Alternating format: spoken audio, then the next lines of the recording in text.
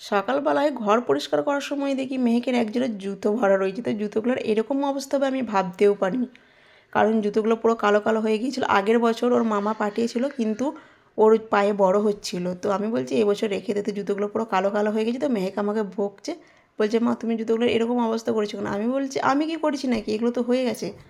তো মেহেককে আমি স্কুল পাঠিয়ে দিলাম। তারপরে একটু ঘরটা ভালো করে পরিষ্কার করে নিলাম, বিছানাটা গুছিয়ে নিলাম। তারপর দুপুরবেলার রান্না, যেটা সবারই করতে হয়, দুপুরবেলায় মাছের মাথা দিয়ে বড়ি দিয়ে আর কিছু সবজি নিয়েছিলাম, মানে বেগুন, টমেটো, বিনস, আলু দিয়ে ঘন্ট করব। তো এটা খেতে খুব সুন্দর লাগে, আমি প্রায় মাছের মাথা পেলে এটা বানাই আর খেতে দুর্দান্ত লাগে। এর পুরো রেসিপিটা আমার নূর কিচেন চ্যানেলে দেওয়া রয়েছে, তোমরা চাইলে গিয়ে দেখতে পারো।